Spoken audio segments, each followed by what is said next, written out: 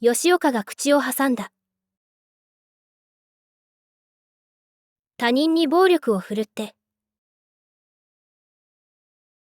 他人の肉を食うことが、お前がやりたいことか。犯人が吉岡を見た。お前は、暴力や、人間が人間を食うということに、よっぽど抵抗があるようだな。だが、まあいい。少し教えてやる。75年も前のことだが、旧日本陸軍の兵隊は、アメリカ兵の死体を、焼いて、食べていたそうだ。そういう映画を、見たことがある。ゆきゆきて、進軍という、ドキュメンタリー映画さ。太平洋戦争の、ミッドウェーの海戦で、日本はアメリカに、日本の空母6隻を、すべて破壊されてしまう。ミッドウェーの海戦は、それまでの海の戦争とは違う。海の最強の兵器が、それまでの軍艦から空母に変わるんだ。そして空母を失うということは、日本本土以外の制海権と制空権のほぼすべてをアメリカに取られてしまうことを意味する。日本本土の外の南方や東南アジアにいる日本兵には食料も薬も弾薬も何も届かなくなる。上に耐えかねた旧日本陸軍の兵士は死んだアメリカの兵隊の肉を焼いて食べて飢えをしのいだそうだ。旧日本陸軍の兵隊はアメリカの兵隊を蔑み憎むよう教育されていた。いわゆる洗脳だ。一応彼らは日本の敵だしな。しかしアメリカ兵の肉を食った日本兵はそうはいかなかったはずだ。彼らは死んだアメリカ兵に感謝すらしたろうよ。そのアメリカ兵は彼らに貴重な食料を与えてくれたんだ。ミッドウェー海戦で日本の空母6隻がすべて破壊されたということがどういうことか。旧日本陸軍の指導層にはさっぱり理解できなかった。空母を失うということは日本本土以外の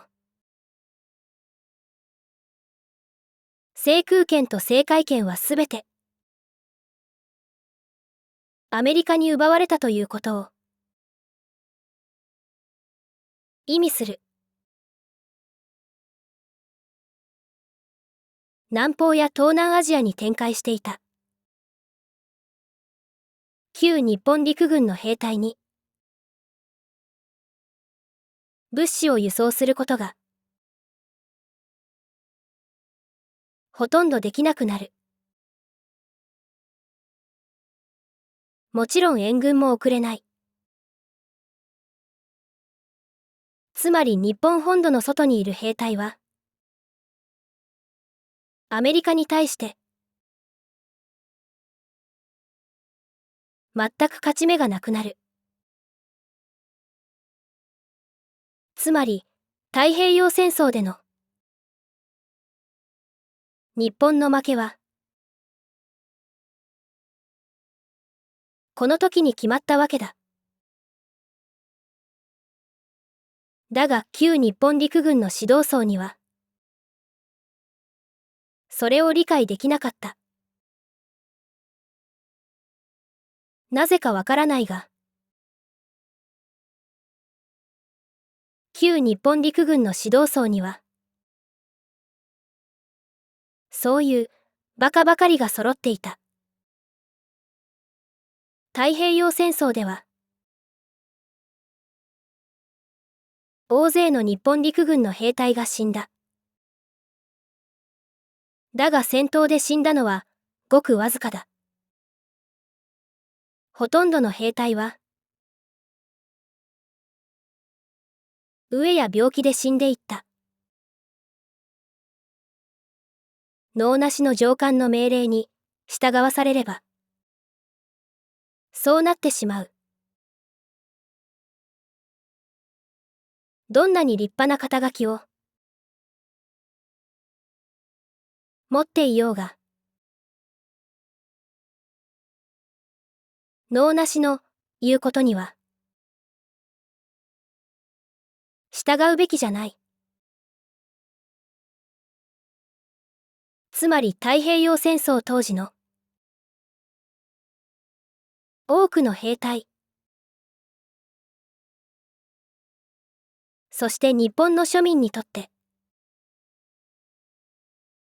旧日本陸軍の指導層というのは敵だった。敵は叩き殺すべきだ。もし旧日本陸軍の指導層を日本人が自らの手で叩き殺していれば数百万人もの日本人が死ぬ必要はなかったはずだ。だから暴力が必要なのさ。自分が生き延びるためにな。日本の真珠湾攻撃、ミッドウェーの海戦。これが何を意味するか。旧日本陸軍の指導層にはまるでわからなかった。だがアメリカ陸軍のマッカーサーにはわかった。それは戦艦の時代の終わりを意味する。そしてこれからの海の戦争は空母の時代になる。そしてミッドウェーの海戦で日本が空母をすべて失ったということがどういうことかもマッカーサーには分かった。アメリカが南方や東南アジアに展開している日本軍と戦闘をする必要はない。日本軍の補給線を空母を使って遮断してしまえば、日本軍はいずれ森の中から白旗を上げて出てくるしかなくなる。だが日本軍はいつまで経っても森の中から出てこなかった。